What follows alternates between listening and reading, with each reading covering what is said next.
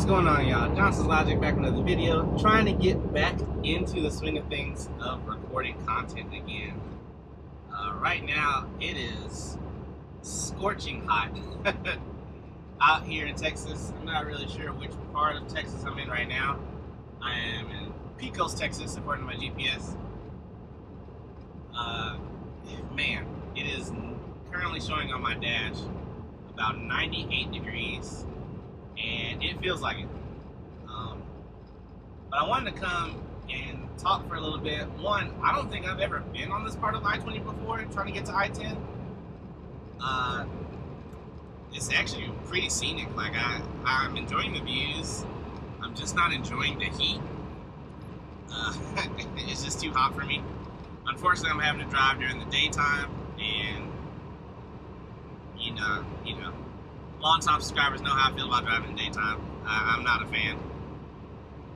But anyway, you do what you gotta do. I definitely have enough time on this load where I could have started at night and still been early to my destination. But that's okay. It wasn't a big deal. I definitely need to be in this lane. Lane ins, merge lifts. Why did you tell me to be in this lane then?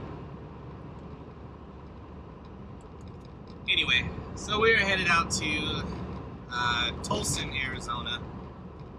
We got a load out of Atlanta. It doesn't pay all that well. Well, it doesn't pay that well at all. However, because I'm pretty conscious about what my cost per mile is, after they take their cut and after fuel and everything, this load still pays me around $1.40, $1.42, $1.43, cents like that. My cost per mile is, comparatively lower than other people's. So I'm still making a profit on this. Yes, the load doesn't pay well. However, I need it to come to Phoenix. I ordered a package. I actually ordered a new DVR system for my camera system. The Falcon Eye system I have on my truck.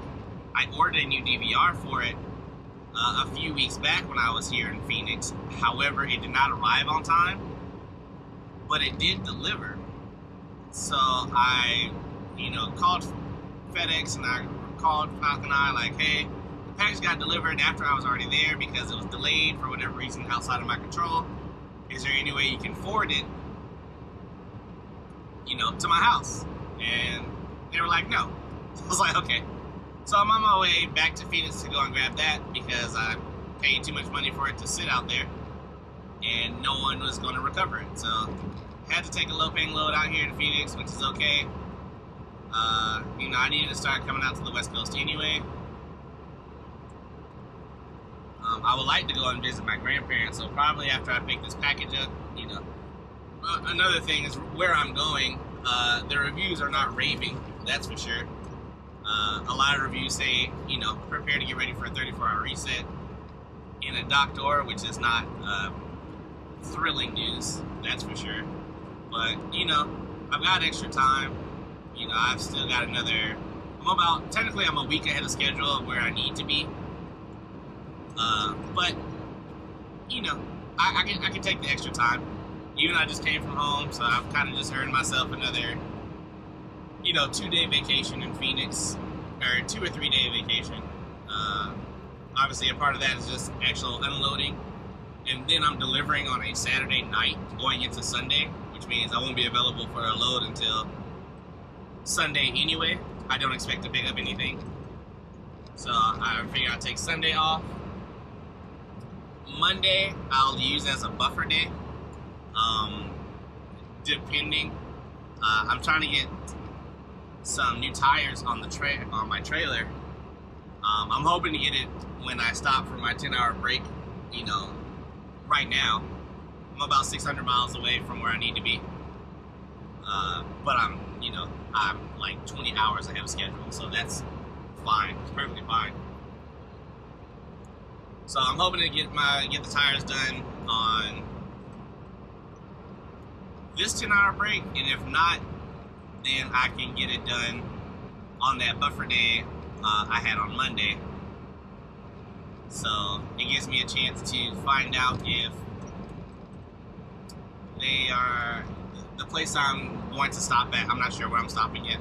I'm going to find out if they have the tires and the amount of tires that I need, and if not, I'll call ahead up to somewhere around Phoenix and see if I can just go ahead and place an order.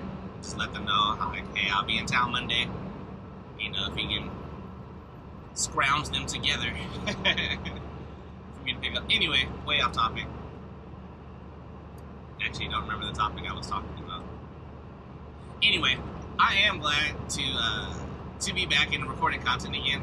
Obviously, you know, based off my last video, I just have to get back into the swing of things.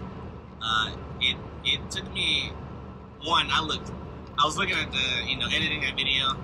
I had really had to put it out because I already stated that I was going to be putting out a video on that Friday. But that first clip, man, I was dead tired. I had a lot of audio issues with that, with recording on my iPhone. So obviously I'm on the GoPro now. I'm actually going to be looking and grabbing a second GoPro. I will actually like to start recording with 2 GoPros, you know, especially for videos like this. I have a microphone. It's somewhere in this truck, and when I get to Phoenix, I am going to tear this truck apart. I bought an external microphone. I just have no idea where I put it, you know, and that microphone plugs into the GoPro to where, you know, it's probably not going to seem like yelling to you, but where I'm not having to yell into the camera because the camera, you know, the microphone's on the front side of the camera and the camera's pointing at my windshield. So obviously when I edit the video, I can fix the volume levels and the noise reduction, stuff like that. But while I'm recording the video, I'm having to speak at an elevated volume that I'm normally not used to talking at. So it kind of hurts my throat a little bit. Anyway, a whole bunch of stuff that, you know, you guys probably don't care about. But I just got off of I'm about 26 day vacation. I've been at home. I literally got home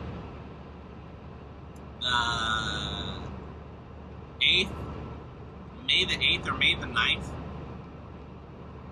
And when I got home, I planned to be off for a month. So I got home, I'll call it the 9th. I got home May the 9th. May the 10th, I woke up and I had a notification from one of my, you know, I've been searching for a trailer.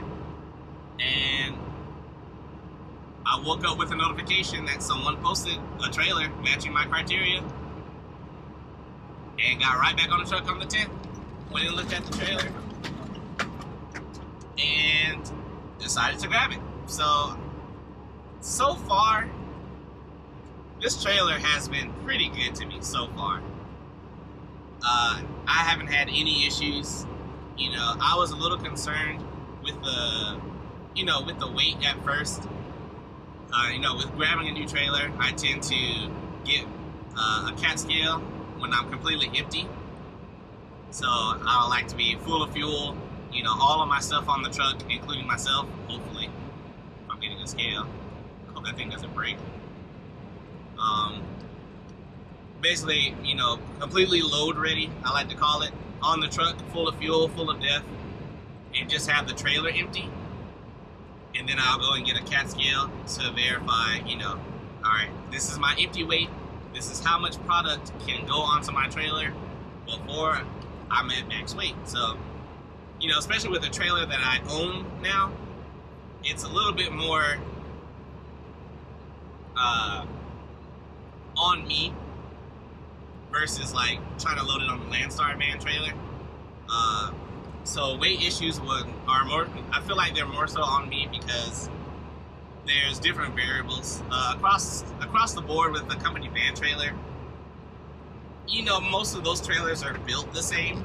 You know, they have the same, you know, kind of setup, you know, between the brands. The airbags are, you know, inflated to the same. The tires have the self-inflation system on it. You know, that know, the PSI on the tires are going to be even across the board. The weight distribution on most of them are about the same. You know, just different variables you don't normally think about when you're not, you know, going to a shipper, getting loaded, and driving. You know, I tend to think a little bit more about stuff like that. So with this trailer, you know, it's a 2000 trailer. I expected it to be a little bit heavier than what I'm used to pulling. I'm used to pulling, you know, the lightweight trailers, you know, that are a little newer, you know, obviously don't weigh as much as a 2000. Now, that's not to say that my trailer weighs a lot. I think before, I could still put about 46,500 pounds of product on my trailer. And now, according to my empty scale, I can still scale about 44,500. But I'm so far into the habit of not loading anything above 40,000 pounds anyway. I'm just going to keep that same habit. Only for the simple fact that anything over that, you have to be very careful of how they load the trailer. Because if they don't load it perfectly, basically, you're going to be under gross weight, where you're going to be over your axle weight on either the drives or the trailer. It's just a lot of variables you need to pay attention to. 1 second, I actually need to get over. Thank you, car, for letting me over. So yeah, so with my trailer, I don't have the tire inflation system on it, so I have to be, you know, if it's too much air in one of my tires or too less, it can change, you know, the weight distribution on the trailer. So that's what I mean by, like, I have a lot more to be paying attention to. I have a lot more variables. I don't have the inflation system. You know, I have, at least for now, which is why I'm buying new tires, I have different brand tires on like 1 or 2 of my axles.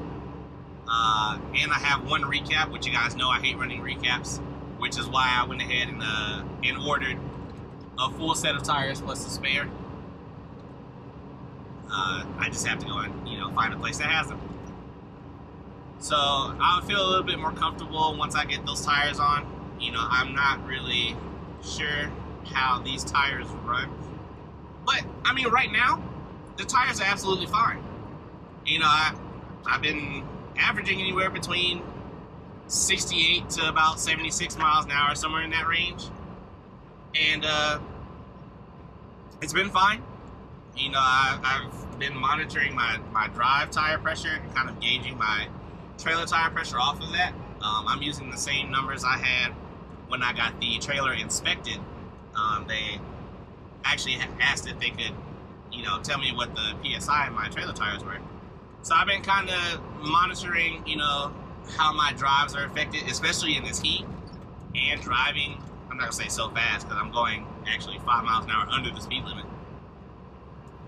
But driving this fast and in this heat, you know, your air is going to build up in those tires. So I'm not really too concerned. There's one tire, maybe I have like a bit of a little bit of like, which is why I'm going on this. Well, number one, no one needs to be running 80 miles an hour in this heat. Excuse me. But 2, I have that one tire that it's not sketchy, but it's getting there. So, you know, if it's getting there, that's enough for me to, like, you know what, let me go ahead and slow down. So I've been, you know, in between, even though speed limit out here is 80, I've been doing like 68, 70. Oh, I'm sorry, I did not see that truck. All right, brother. I've been keeping around, you know, 68, 70, 72. Just kind of watching my speeds. You know, especially with the heat, I don't want anything to happen to my tires. Especially here on I-10 in the middle of nowhere. You know, if I have a blowout, yes, I have a spare, but I still have to call someone to come and put it on. And there's not really much for service centers out here. So, I